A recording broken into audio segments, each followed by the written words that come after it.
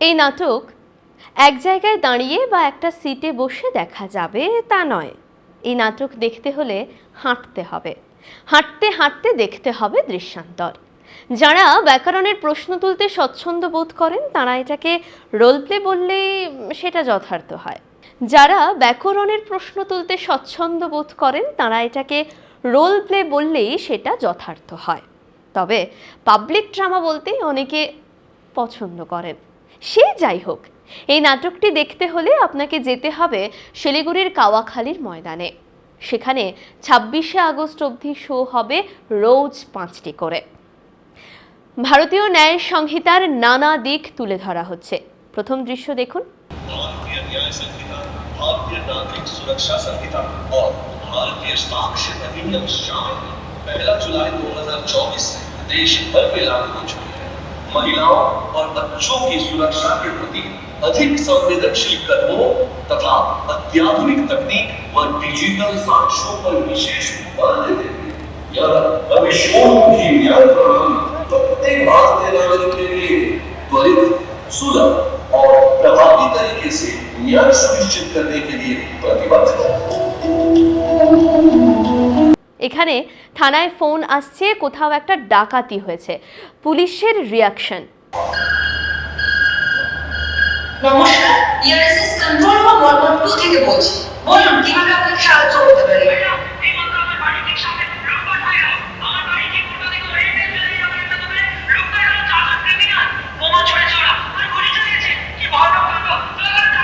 Please একটু শান্ত হন। আপনি কোনো নিরাপদ জায়গায় থাকুন। আপনাদের সহায়তার জন্য পুলিশ বাহিনী রওনা দিচ্ছে। খবর দেওয়ার জন্য ধন্যবাদ। মোহনবাড়ি বাজার, তাই তো? সবচেয়ে কাছে ময় পুলিশ ভ্যানকে লোকেট করা গেছে। ওয়্যারলেস মেসেজ পাঠান। এই নিন পেট্রোলিং ভ্যানের ডিটেইলস। স্যার, মোহনবাড়ি বাজারের কাছে একটা গয়না দোকানে রবারির সাথে গুলি আর বোমা হামলার খবর পেয়ে সবচেয়ে কাছে ময় পুলিশ ভ্যানকে সতর্ক করা হয়েছে। রায়গঞ্জ থানার কন্ট্রোল রুমকেও জানানো হয়েছে, স্যার। ঠিক আছে, আটক পুলিশ আউটপোস্টকে খবর দাও। আশেপাশে সব থানা আউটপোস্টকে সতর্ক করো। সর্বত্র করা চেকিং এবং নাকাবন্দি তল্লাশি করা। Okay sir. यदि कहीं कोई अपराध, दुर्घटना या आवाज দ্বিতীয় দৃশ্যে দেখুন ঘটনাস্থলে পুলিশ পৌঁছে কি করে।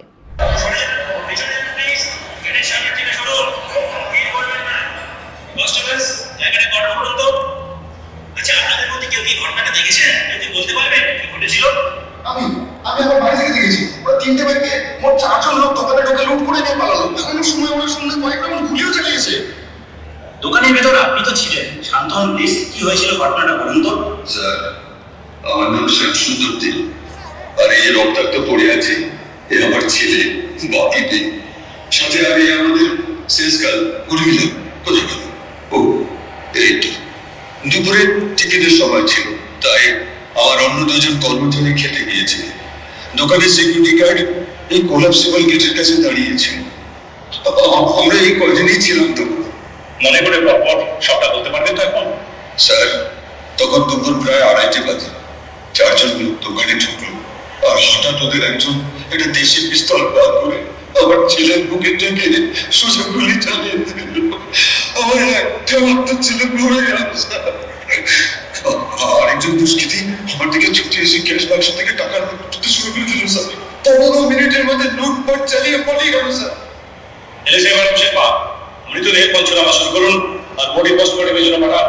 আর সিসিটিএস পোর্টালে ডিউটি মামলা রেজিস্টার করুন। আপনি পুলিশকে একটা রিটেন কমপ্লেন দিন প্লিজ। কোন থানায় এফআইআর করবো স্যার? হেলতাবাদ থানা আমাদের জন্য কাছাকাছি হবে, নাকি সদর রায়গঞ্জ থানায় করতে হবে? থানার জুরিডিকশন নিয়ে আপনাকে চিন্তা করতে হবে না। আপনি যে কোনো থানায় এফআইআর করতে পারেন। একে বলে চিফ এফআইআর। অভিযোগ পেলে পুলিশকে অবশ্যই এটা রেজিস্টার করতে হবে। পরে ডিপার্টমেন্ট নির্দিষ্ট থানায় এফআইআর স্থানান্তরিত করবে। রিটেন কমপ্লেন পাওয়া গেছে এবং সিসিটিএনএস এফআইআর নথিভুক্ত হয়েছে। এসআই নিমাই বাবু, স্যার, আপনি তো এই মামলার ইনভেস্টিগেটিং অফিসার। শুনুন, আমি অলরেডি ফরেনসিক বিশেষজ্ঞদের এখানে আসার জন্য রিকোয়েস্ট পাঠিয়েছি। কারণ 176 ক্লস 3 বিএনএসএস ধারা অনুযায়ী যেসব অপরাধের শাস্তি 7 বছরের বেশি সেখানে ফরেনসিক বিশেষজ্ঞদের উপস্থিতি বাধ্যতামূলক। হ্যাঁ স্যার, আর 105 এবং 185 বিএনএসএস ধারা নির্দেশ অনুযায়ী ওনাদের প্রেজেন্সে পুরো সার্চ আর সিজার করে অডিও ভিডিও রেকর্ডিং বাধ্যতামূলক বলে আমি এই সাবগুলো এনাবেল ট্যাবলেটকে নিয়ে এসেছি। এইসব সার্চ আর সৃজনের সময় ভিডিও রেকর্ডিং এ প্লেস অফ অকারেন্সে ডেট টাইম এবং জিপিএস লোকেশন ইত্যাদি খুঁটিনাটি আদালতের বিচারের জন্য ধরে রাখে। আমরা ফরেনসিক টিম সাথে মোবাইল ফরেনসিক ম্যানও নিয়ে এসেছি। আমরা সার্চ এবং সিজার শুরু করব। আয়ুষ সাহেব পুরো প্রক্রিয়াটি অডিও ভিজুয়াল রেকর্ডিং করুন। রেকর্ডিং শুরু। স্যার, এখানে দেওয়ালে একটা বুলেট দাগ আছে আর একটা বুলেট হেড রিকভার করলাম। এখানে মনে হচ্ছে আঙুলের ছাপ পাওয়া যাচ্ছে। আমি সব দেখেছি, দোকানের ভেতরে আর বাইরে যত সিসিটিভি আছে তাতে নিশ্চয়ই পুরো ঘটনাটা রেকর্ড হয়েছে। ও আচ্ছা ম্যাডাম, আমাদের কিন্তু আপনাদের দোকানের সিসিটিভি ফুটেজগুলো লাগবে। আমরা ইতিমধ্যে সিসিটিভি ফুটেজ খতিয়ে দেখেছি। অপরাধীদের ব্যবহার করা WB12B9033 নম্বরের মোটরসাইকেলটি ওতে চিহ্নিত করতে পেরেছি আর 63 BSA সার্টিফিকেট সহকারে ফুটেজগুলো সংগ্রহ করেছি। ম্যাডাম, খুব ভয় লাগছে। আপনাদের সব বলে দিয়েছি বলে ওই লুটেরাগুলো ফিরে এসে যদি আমাদের কোনো ক্ষতি করে দেয়। ভয়ের কিছু নাই তো, আপনাদের রক্ষা করার জন্য পুলিশ সবসময় পাশে আছে। আসলে এরকম ট্রমাটিক সময় আপনাদের মতো সাক্ষীদের সাহায্য করার জন্য 398 BNSS ধারার অধীনে সাক্ষী সুরক্ষার ব্যবস্থা রয়েছে। শুধু শারীরিক সুরক্ষা নয়, প্রয়োজনে সাইকোলজিক্যাল কাউন্সেলিংও করানো হবে। আপনার সাথে সবসময় আমরা যোগাযোগ রাখবো আর যে কোনো প্রয়োজনে আমাদের পাবেন আপনার পাশে। তৃতীয় দৃশ্যে দেখুন, আসামি ধরা পড়ছে, অফিসাররা তদন্ত কিভাবে চলবে তা নিয়ে আলোচনা করছেন, হাসপাতালে কথা বলছেন। তাছাড়া আমরা কালেক্টেড সিসিটিভি ফুটেজ থেকে সন্দেহভাজন অপরাধীদের ছবি স্পষ্ট করতে পেরেছি। ছবিগুলো কি চিত্রপট পোর্টালে আপলোড করেছেন? আর ঘটনাস্থল থেকে তারা আঙুলের ছাপগুলো নেটিভ পোর্টালে আপলোড করা হয়েছে? হ্যাঁ স্যার, তাছাড়া আমরা নেট ভিডিও ছবি সার্চ করেছিলাম অফেন্ডারদের মোবাইল নম্বরে। আচ্ছা, আপনারা কাজ করুন, এই সার্ভিস প্রোভাইডারদের কাছে রিকোয়েস্ট পাঠিয়ে সন্দেহজনক মোবাইল নম্বরগুলো কল ডিটেল রেকর্ডস আর ইন্টারনেট প্রোটোকল ডিটেল রেকর্ডটা সংগ্রহ করুন। রাইট। হ্যালো, হ্যাঁ, টেকনিক্যাল টিম। ও আচ্ছা, আপনারা মোটরসাইকেলের আসল মালিকের হদিশ পেয়েছেন? বাবার পোর্টালের মাধ্যমে পেয়েছেন? স্যার, একটা আপডেট আছে। সেই গ্রুপের আসল মালিকের সন্ধান পাওয়া গেছে। যার আরসি করতে ঘটনাস্থলে একটি ব্যাগে পাওয়া গিয়েছিল। সেই লোকটা দাবি করেছে সে নাকি মোটরসাইকেলটি কোনো আর খান নামে আরেকজনের কাছে বিক্রি করেছিল। সে আর খানের মোবাইল নম্বরের বর্তমান লোকেশন করণদিঘির কাছে দেখাচ্ছে। এসআই ঘোষবাবু, সময় নষ্ট না করে এক্ষুনি একটা রেড টিম নিয়ে বড় দিকে চলে যান।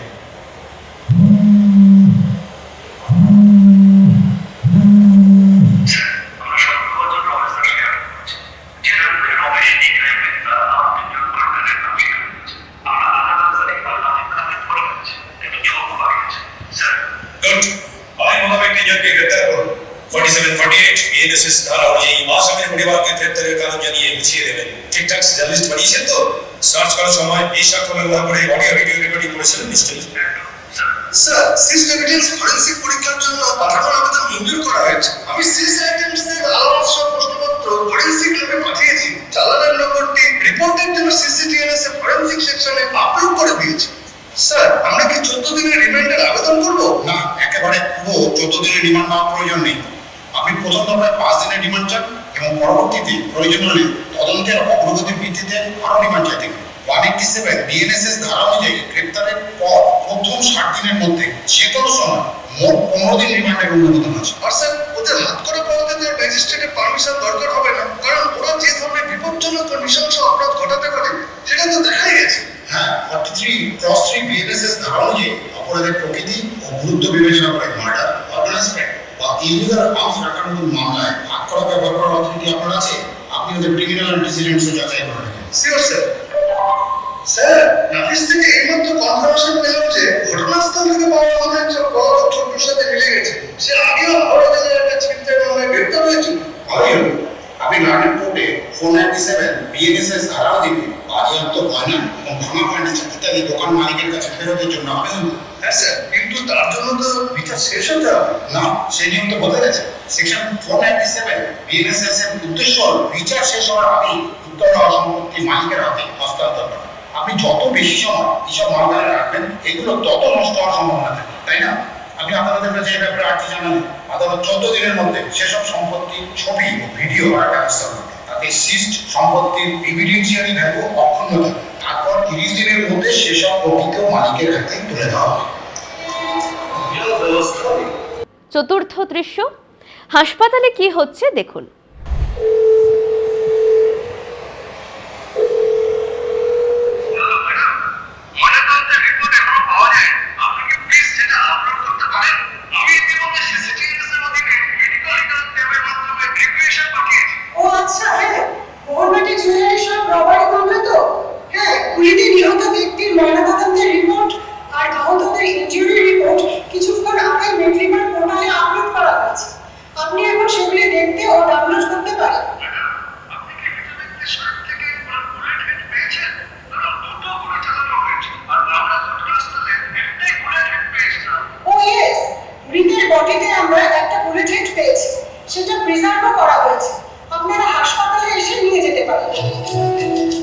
পঞ্চম দৃশ্য।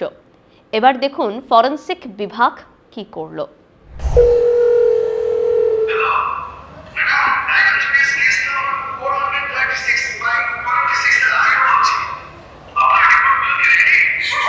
আমি সিসিটিএস এর ফরেনসিক রিপোর্টটা আমরা প্রেয়ার আপলোড করলে আমরা আমাদের এখানে ফরেনসিক পোর্টালের মাধ্যমে তা পেয়ে যাই।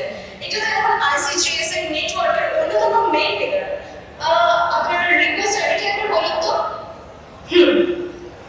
আচ্ছা, ঠিক আছে। হ্যাঁ, আমরা রেকর্ডগুলো পোর্টালে আপলোড করে দিয়েছি। ফিঙ্গারপ্রিন্ট ম্যাচ করে গেছে। ব্লুটুথ হেডফোন অভিযুক্তের মোবাইল হ্যান্ডসেটের সাথে পেয়ারিং মিলে গেছে। ব্যালিস্টিক পরীক্ষার রিপোর্ট পজিটিভ। কালেক্টেড ব্লাডের ডিএনএ স্যাম্পল মৃত ব্যক্তির সাথে ম্যাচ করে গেছে। আর সিসিটিভি ফুটেজে অপরাধীদের হাঁটা চলার ধরন অভিযুক্ত ব্যক্তিদের গেট প্যাটার্নের সাথে মিলে গেছে। ষষ্ঠ দৃশ্য। এবার দেখুন সরকারি উকিল কি বলছেন, তারপরে জেলা আদালতে কি হলো। স্যার, তদন্ত প্রায় শেষের দিকে। একজন অভিযুক্ত এখনো পলাতক। অ্যাকিউজরা একটা অর্গানাইজড ক্রিমিনাল গ্যাং। এমন কাণ্ড এরা আগেও করার চেষ্টা করেছে। তাহলে আপনি এদের বিরুদ্ধে সংগঠিত অপরাধ বিষয়ে 111 বিএনএস ধারা 4 যুক্ত করুন। ঠিক আছে স্যার, ফাইনাল চার্জশিট তৈরি হয়ে গেলে আমি আপনার সাথে এটা নিয়ে আলোচনা করে নেব। হ্যাঁ, আপনি প্রসিকিউশন পোর্টালে আপলোড করে দেবেন। আমি 7 দিনের মধ্যে আমার মতামত জানিয়ে দেবো। আপনি সিসিটিএনএস এর ফাইনাল ফর্ম আপলোড করলে তা আইসিজিএস নেটওয়ার্কের সাথে যুক্ত হয়ে যায়। সেখান থেকে প্রসিকিউশন সরাসরি সমর্থনটি পেয়ে যায়। प्रोसिक्यूशन ने यह सुनिश्चित किया है कि जांच विभाग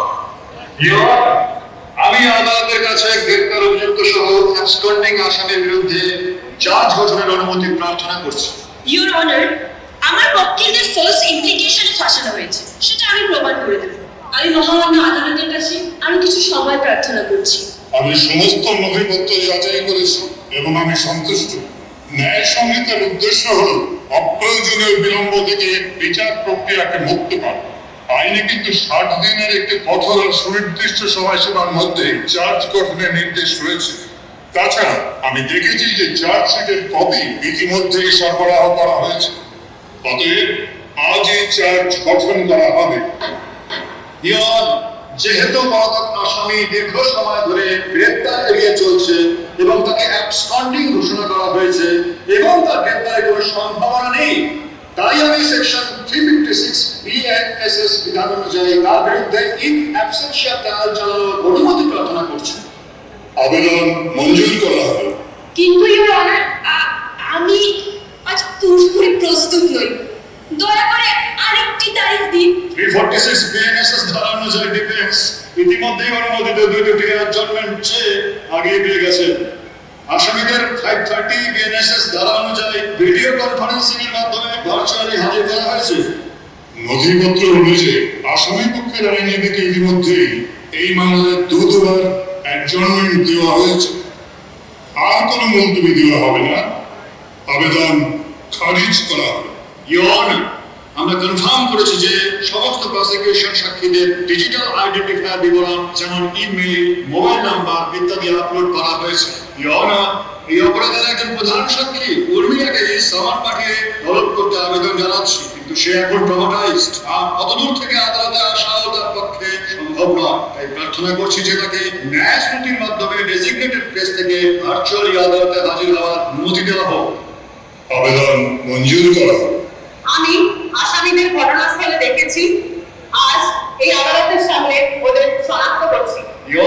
ফরেনসিক সায়েন্টিস্টকেও এই সামান পাঠানোর জন্য প্রার্থনা করছি। তিনি একজন অত্যন্ত ব্যস্ত বিজ্ঞানী। 254 বিএনএসএস ধারা অনুযায়ী তাকেও ভার্চুয়ালি আদালতে হাজির হওয়ার অনুমতি দেওয়া হোক। আবেদন মঞ্জুর করা হোক। আমি এবং আমার টিম আমাদের চূড়ান্ত রিপোর্ট জমা দিয়েছি। এই আদালত সমস্ত এভিডেন্স গুরুত্ব সহকারে পর্যালোচনা করেছে। এই মামলার সমস্ত আসামিকে এই আদালত দোষী সাব্যস্ত করছে এবং দোষী সাব্যস্ত প্রত্যেক ব্যক্তিকে যাবজ্জীবন কারাদণ্ডে দণ্ডিত করা হলো। একই সাথে বিএনএসএস এর 395 ধারা অনুসারে রাজ্য সরকারের প্রতি মৃতের পরিবারকে ক্ষতিপূরণ বাবদ 7 লক্ষ টাকা দেওয়ার নির্দেশ দিচ্ছে এই আদালত। জনসাধারণের তথ্যের জন্য এই রায়ের একটি প্রত্যয়িত অনুলিপি বিএনএসএস এর 382 সাবক্লাস 4 ধারার অধীনে ই-কোর্ট পোর্টালে আপলোড করা হবে। সপ্তম দৃশ্যে দেখুন হাইকোর্টে কি হলো। ইবিএসের পড়াটা দেখছিলাম, সেই রায়টা জেলার সব ব্যাপারে আর নানান অভিযুক্তরা আদালতে অপরাধী বলে সাব্যস্ত হয়েছে। তাই নাকি স্যার? বা ভিক্টিমরা তো বলে তাড়াতাড়ি ন্যায় বিচার পেল, তাই না? জানো তো, বিএনএসএস এখন জেল সুপারিনটেন্ডেন্টের আবশ্যিক ডিউটি হিসাবে যুক্ত করেছে যে বিভিন্ন মামলায় অ্যাকিউজড আন্ডাররা বন্দী যারা ইতিমধ্যে তাদের শাস্তির 1/3 সময় জেলে পার করে ফেলেছে, কিংবা এসব রিপিট অফেন্ডার প্রাপ্য শাস্তির অর্ধেক সময় বিচারকের অবস্থায় জেলে কাটিয়ে দিয়েছে, তাদের সম্পর্কে সেকশন 479 বিএনএস অনুযায়ী আদালতকে তথ্য দিয়ে অবগত করতে হবে। ও আচ্ছা, আর তাহলে কি ওরা তখন জামিন পাওয়ার যোগ্য? হ্যাঁ, অবশ্যই অবশ্যই। আমি এখানে ক্লারা কোর্টের রায়ের বিরুদ্ধে আমার উকিল আজহার আনসারী আমি নিয়ে এসেছি। আমার দ্বিতীয় প্রসিকিউশনের মামলাটি এই যুক্তির উপর ভিত্তি করে দাঁড়িয়ে আছে যে আমার উকিলের ফেডারেল কোর্টের সাথে সিসিটিভি ফুটেজে পাওয়া ব্যক্তি হাঁটা চলার ধরনে মিল পাওয়া গেছে। অথচ এই সিসিটিভি ফুটেজ স্থানীয় এক দোকান মালিকের কাছ থেকে সাইন্টিফিক অর্থাৎ সেই not necessary for the evidence বসায় না রেখে সংগ্রহ করা হয়েছে। ইওর অনার, দোকান মালিকের কাছ থেকে সিসিটিভি ফুটেজ সংগ্রহ করার সময় সেই সিসিটিভির পেশাদার টেকনিশিয়ানের কাছ থেকে 63 বিএসএ সার্টিফিকেটও ইস্যু করে নেওয়া হয়েছিল। ই সাক্ষ্যতে সিজ করার সময় ফুটেজগুলো টাইম স্ট্যাম্প রয়েছে। পাশাপাশি DNA report, ballistic report, fingerprint matching, mobile phone analysis থেকে অভিযুক্তের এই ঘৃণ্য অপরাধের সাথে জড়িত থাকার বিষয়ে আর কোনো সন্দেহ বা বিতর্কের অবকাশ মোটেই নেই। প্রসিকিউশন এভিডেন্স এবং প্রত্যক্ষদর্শী স্টেটমেন্টের মাধ্যমে তাদের মামলাটি যথাযথভাবে প্রতিষ্ঠা করেছে। সিসিটিভি ফুটেজে ডিজিটাল শতভাগ নিয়ে এখন প্রশ্ন তুললে ডিফেন্সের যুক্তি খুব জোরালো বলে মনে হচ্ছে না, কারণ সমস্ত প্রক্রিয়ায় সঠিকভাবে আইনকে অনুসরণ করা হয়েছে। আর তাছাড়া অভিযুক্ত শত্রুর ডিফেন্সের পক্ষ থেকে সুযোগ না দেওয়ার বিষয়ে যুক্তিও দিচ্ছে না, কারণ ন্যায় সংহিতায় স্পষ্টভাবে ইন অ্যাবসেন্সিয়া ট্রায়ালের ব্যবস্থা রাখা হয়েছে এবং প্রসিকিউশন এই ধরনের বিচারের জন্য প্রয়োজনীয় সমস্ত পদক্ষেপ অনুসরণ করেছে। এই মামলায় তদন্ত ও বিচার প্রক্রিয়া ন্যায় সংহিতায় সংযোজিত বিভিন্ন বিধানের গুরুত্বকে বিশদভাবে তুলে ধরেছে। আমি তদন্তকারী কর্তৃপক্ষ নাটকের শেষে সকলে দাঁড়িয়ে কি বললেন একবার দেখুন। মহান আদালতের কাছে যেতে হবে। আমাকে এমন অভাবনীয় স্বল্প সময়ের মধ্যে ন্যায় বিচার দেওয়া পাইয়ে দিয়েছে। আমি শুনেছিলাম আইনের হাত যতই লম্বা হোক, আদালতের যত তার চেয়েও লম্বা।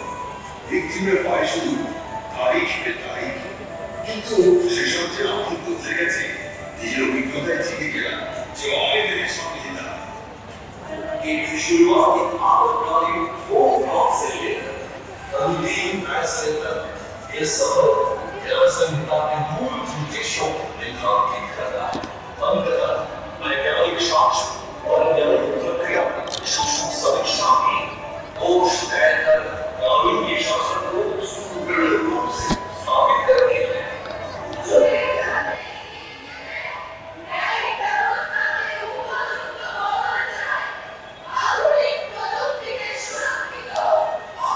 এবারে শোনা যাক নাটকের ডিরেক্টর অমিতাভ কাঞ্জিলাল কি বলছেন। গত 20 তারিখ থেকে আমরা এইখানে কাওয়াখালীতে আমাদের ভারত সরকারের স্বরাষ্ট্র দপ্তরের উদ্যোগে একটি বিশেষ জীবন্ত প্রদর্শনীতে অংশগ্রহণ করছি। আমরা বলতে আমরা শিলিগুড়ি কলেজের শিক্ষক এবং ছাত্রছাত্রীরা রয়েছেন আমার থিয়েটার দল প্যাশনেট পারফরমার্সের অভিনেতা অভিনেত্রীরা এবং শিলিগুড়ি পুলিশ কমিশনারেটের বিশিষ্ট পদাধিকারী বর্গ এবং পুলিশ কর্মী কর্মচারীরা। আমরা সবাই মিলে 2024 সালের 1 জুলাই থেকে ভারতীয় ন্যায় বিচার ব্যবস্থায় যে ঐতিহাসিক পরিবর্তনটি ঘটেছে, অর্থাৎ ভারতীয় ন্যায় সংহিতা চালু হয়েছে, সেই ভারতীয় ন্যায় সংহিতার 3টি গুরুত্বপূর্ণ স্তম্ভ, সেই ভারতীয় ন্যায় সংহিতা, ভারতীয় নাগরিক সুরক্ষা সংহিতা এবং ভারতীয় সাক্ষ্য অধিনিয়ম, এই 3টির বিষয়ে সাধারণ মানুষকে বোঝানোর জন্য এটা কিভাবে কাজ করে, এর উদ্দেশ্য কি, সে ব্যাপারে আমরা এখানে জীবন্ত প্রদর্শনীতে অভিনয় করছি। পুরোটাই আমরা স্ক্রিপ্টটি ডেভেলপ করেছি কেন্দ্রীয় স্বরাষ্ট্র দপ্তর, রাজ্যের স্বরাষ্ট্র দপ্তরের তত্ত্বাবধানে বিএনএস এর বিভিন্ন ধারাকে আলোকিত করে প্রয়োজনীয় যে সমস্ত তথ্য সাধারণ মানুষের কাছে যেতে হবে সেইগুলো, এবং একই সঙ্গে একটি ডাকাতির ঘটনাকে তার পরিপ্রেক্ষিতে বিএনএস এর ধারাগুলো কিভাবে কাজ করে সেটাই আমরা বিভিন্ন স্টলে ঘুরে ঘুরে অভিনয় করে দেখাচ্ছি। আমার সঙ্গে যারা রয়েছে ওরা সব শিলিগুড়ি কলেজ এবং প্যাশনেট পারফরমার্সের অভিনেতা অভিনেত্রী ছাত্রছাত্রী, এবং ওরা যে বিষয়টা তৈরি করেছে এখানে বিভিন্ন স্টলে ওদের অভিব্যক্তিগুলো একটু জেনে শুনে নেওয়া যেতে পারে। আমার সঙ্গে সোহিনী মিত্র ও 2 নম্বর স্টলে 3 নম্বর স্টলে যেখানে মূল ডাকাতির ঘটনা ঘটে সেখানে ও একটি চরিত্র অভিনয় করছে। কোন চরিত্র সোহিনী নিজে বলবে আর ওর নিজের ভালো লাগা অভিজ্ঞতাটা ও শেয়ার করবে। নমস্কার, আমার নাম সোহিনী মিত্র। আমি শিলিগুড়ি কলেজের রাষ্ট্রবিজ্ঞান বিভাগে 2য় বর্ষের ছাত্রী। এই ওভারঅল নাটকে আমি 3য় নম্বর স্টলে, যেটি ক্রাইম সিন জুয়েলারি শপ, সেখানের সেলস গার্ল উর্মিলা হিসেবে আমি নাটক প্রদর্শন করছি। এই নাটকে অভিনয় করা একদমই আমার কাছে নতুন অভিজ্ঞতা, এর আগে এরকম অভিজ্ঞতা হয়নি। গত 21 তারিখ হোম মিনিস্টার শ্রী অমিত শাহ এবং চিফ মিনিস্টার শ্রী শুভেন্দু অধিকারী আমাদের নাটকটি দেখেছেন এবং শুনেছি যে অনেক প্রশংসা করেছেন। তো প্রথম আমাদের একটু সবারই নার্ভাস লাগছিল যে ফার্স্ট টাইম ভিআইপিরা দেখবেন আমাদের নাটক। তো পরে আস্তে আস্তে হ্যাঁ ঠিক হয়ে গেছে, যখন নাটকটা অ্যাকচুয়াল করি তখন আর ওই নার্ভাসনেসটা ফিল হয়নি, একটা কনফিডেন্স। মঞ্চের বাইরে একটা এত বড় মঞ্চে নাটক করে কেমন লাগলো? ভীষণ ভালো, মানে সারা জীবন মনে থাকবে বলতে গেলে। এবারে যার সঙ্গে আলাপ করিয়ে দেবো প্যাশনেট পারফরমার্সের কর্মী এবং এই নাটকে অপরাধী দলের একজন সদস্য বলে অভিনয় করেছে জয়ন্ত মণ্ডল। জয়ন্ত ওর অনুভূতির কথা বলবে। নমস্কার, আমি জয়ন্ত মণ্ডল প্যাশনেট পারফরমার্সের থেকে। আমি এই নাটকে অপরাধীর একটা চরিত্র অভিনয় করছি। মানে এটা আমার সবচেয়ে আলাদা। আমি স্যার আমাকে যে সুযোগটা করে দিচ্ছে তার জন্য আমি স্যারের কাছে খুব কৃতজ্ঞ এবং আমি নিজেকে খুব গর্বিত মনে করি। তো পুলিশের মধ্যে নাটক করতে কেমন লাগলো? ভয় লাগলো না ভালো লাগলো? প্রথম একটু নার্ভাসনেস লাগছিল, যেহেতু আমরা শুনেছি যে পুলিশ সবাই একটু স্ট্রিক্ট থাকে, কিন্তু আমাদের সাথে ওনারা যা নাটক করছেন ওনারা এখন আমাদের একদম ফ্রেন্ডলি একটা নেচার ক্রিয়েট হয়ে গেছে এখন। এটা তো আমি ওনাদেরকে যখন জিজ্ঞাসা করেছি তখন ওনারা বলছে personal life is totally different from professional life. ওনারা যখন প্রফেশনে থাকেন বা ডিউটিতে থাকেন তখন ওনাদের একটা আলাদা আর যখন পার্সোনাল লাইফ আমাদের সাথে এখন একদম বন্ধুর মতো বা দাদা কাকুর মতো একদম একটা সম্পর্ক তৈরি হয়ে গেছে। না, এটা ঠিক নাটক নয়। আসলে নাটকের জন্য যে জিনিসগুলো দরকার হয়, যে শর্তগুলো দরকার হয়, তার বেশ কিছু শর্ত বাদ দিয়ে এটাকে সহজ বাজার চলতি ভাষায় স্কিটস বলাই ভালো। আমরা বলছি জীবন্ত প্রদর্শনী, অর্থাৎ মূল বক্তব্যকে তুলে ধরবার জন্য অভিনয়কে কেবল ব্যবহার করা হয়েছে। অভিনয়ের নাটকে সম্পূর্ণ শর্তকে ব্যবহার করে এখানে কাজ হয়নি, ফলে স্বাভাবিকভাবে পুরোপুরি নাটক না বলে একে স্কিটস বা জীবন্ত প্রদর্শনী বলাটাই ভালো। ব্যাকরণগতভাবে ভুল হবে। এখন তো সমস্ত শিল্পে গান যেমন ম্যাশ আপ নাম নিয়ে ফেলছে, ফিউশন হয়ে যাচ্ছে বিভিন্ন শিল্পের মধ্যে, তো তেমনিভাবেই এগুলো বাজার চলতি নানান পরিভাষা বিভিন্ন সময় আসে। ঠিক তেমনিভাবেই নাটকের খণ্ডিত ব্যবহার, তাকে এখানে স্কিটস নাম দিয়ে বলা হচ্ছে। আমরাও একসময় ছোটবেলায় একজন অভিনয় করতেন, একক অভিনয়, আমরা তাকে মনো অ্যাক্টিং বলতাম, ইত্যাদি ইত্যাদি। সবই আসলে নাটক বললে কি নম্বর কাটা যাবে? নম্বর কাটা যাবে, সম্ভাবনা আছে। কারণ নাটক কনসেপ্টটা প্রকাশ্য দিবালোকেই হোক বা মঞ্চেই হোক, তার কিছু পূর্ব শর্ত থাকে। তার যেভাবে ঘটনার বিন্যাস, চরিত্রের বিন্যাস, সংঘাত এবং পরিণাম, তার যে গতি প্রকৃতি এবং তার সঙ্গে আনুষঙ্গিক যে উপকরণগুলোর ব্যবহার, আবহ, আলো, মঞ্চসজ্জা, স্থাপত্য, সমস্ত কিছু বা যে ভার্সনগুলো দেওয়া হয় সেইগুলোর থেকে এটা কোয়াইট ডিফারেন্ট। এটা একটা স্পেশাল পারপাস, একটা বলা যেতে পারে অনেকটা প্রচারে। পাবলিক নাটক বললে সমস্যা কি? হ্যাঁ, পাবলিক ড্রামা বলা যেতে পারে, public drama, public awareness campaign বলা যেতে পারে, প্রচার ধর্মীরা। প্রথম কথা হচ্ছে ওই যে বললাম রোগী কথাটা বলতে তো আর স্পেসিফিক্যালি আমরা রোগটা বলে দিই না যে অমুক রোগের রোগী। ঠিক তেমনিভাবে এরকম কিছু বর্গ নাম থাকে, মানে হেডিং যাকে বলা হয়, ওই হেডের ভেতরে পড়ে যায় হচ্ছে যেই অভিনয় করে। আমরা এই সাধারণ কথাতে বলি নাটক করিস না তো, একদমই তাই। আমি সেইভাবে সেটাই নাটক বলতে কথাটা চাইছি। একটা ব্রড মিনিং থেকেই ব্যবহার করা হয়, ঠিক আছে? এই আমার সঙ্গে হাইকোর্টের জাজ চরিত্র অভিনয় করছে স্নেহা রায়। স্নেহা ওর কথা বলুক। নমস্কার, আমি শিলিগুড়ি কলেজের ছাত্রী স্নেহা রায়, ডিপার্টমেন্ট অফ পলিটিক্যাল সায়েন্স, স্যারেরই ছাত্রী। আমি এই নাটকে হাইকোর্টের জাস্টিস হিসাবে অ্যাক্টিং করছি। এই যে বিভিন্ন বিষয়ে এক্সিবিশন, এত লোকের সাথে কাজ করা, স্যারের আন্ডারে স্যারের গাইডেন্সে এত কিছু শেখা সম্পূর্ণ আমার কাছে নতুন এবং একটা স্মরণীয় এক্সপিরিয়েন্স সবসময় থেকে যাবে। আমি কখনো ভাবিনি যে এত বড় বড় লোকের সাথে দেখা হবে, পরিচিতি হবে, তাদের থেকে এত কিছু শিখতে পারবো। এবং মেইন থিং হলো ডিসিপ্লিন, যেটা স্যারের থেকে অনেকটা শিখতে পেরেছি, টাইম ম্যানেজমেন্ট বেসিক্যালি। এগুলো সব কিছুর জন্য আমি এই ওভারঅল এক্সপিরিয়েন্সের জন্য I am really grateful to each and everyone. এবার দেখুন বিভিন্ন চরিত্রে অভিনয় করছেন যারা, তাদের প্রতিক্রিয়া কি। আমরা প্যাশনের পারফরমেন্সের থেকে এসেছি। প্যাশনের পারফরমেন্স শিলিগুড়ির একটা বিখ্যাত নাট্য দল। এখানে বিএনএস এর উপরে, ভারতীয় ন্যায় সংহিতার উপরে একটা ড্রামাটাইজ প্রেজেন্টেশন চলছে। বিএনএস এর বিভিন্ন পর্যায়গুলো এখানটাতে দেখানো হচ্ছে কি করে এই পোর্টালের মাধ্যমে ক্রাইমের মীমাংসা করা হয় এবং সেটা অতি অল্প সময়ের মধ্যে হাইকোর্ট, সেশন কোর্ট হয়ে হাইকোর্ট পর্যন্ত গিয়ে মামলার খুব দ্রুত নিষ্পত্তি করে। সেটাই এখানে এই যে ড্রামাটাইজ প্রেজেন্টেশনগুলো হচ্ছে 10টা 11টা স্টলে, বিভিন্ন স্টলে ভাগ করে দেখানো হচ্ছে। সেখানে যেমন স্টল দেখাচ্ছে সোনার দোকান, এই সোনার শট হয়েছে বুলেট শট, এখান থেকে শুরু হচ্ছে ড্রামা। তারপরে গিয়ে সামনে ওখানে হাইকোর্ট রয়েছে, ওই হাইকোর্টে গিয়ে এই মামলা নিষ্পত্তি হচ্ছে দ্রুত। যেখানে বিএনএস এর নতুন ইয়েতে বলা হয় বছর 3-এর মধ্যে এই মামলার নিষ্পত্তি করে দিতে পারে, এরকম একটা সম্ভাবনা রয়েছে সরকার পক্ষ থেকে। বাস এই আমরা করে যাচ্ছি। প্রায় সপ্তাহব্যাপী অনুষ্ঠান, পশ্চিমবঙ্গ পুলিশের তৎপরতা এবং তত্ত্বাবধানে আমরা এটা করছি প্যাশনের পারফরমেন্সের পক্ষ থেকে। আমি অসীম ঘোষ, ধন্যবাদ। কি এই নাটক দেখতে যাবেন তো? অবশ্যই দেরি করবেন না, আজই চলে যান নাটক দেখতে। এখন তবে এই পর্যন্তই, ফিরবো নতুন আপডেট নিয়ে। আমুদরিয়া আপনাদের সঙ্গে আছে, আপনারাও থাকুন আমুদরিয়ার সঙ্গে। ধন্যবাদ। আমুদরিয়া নিউজ, প্রান্তজনের কণ্ঠস্বর।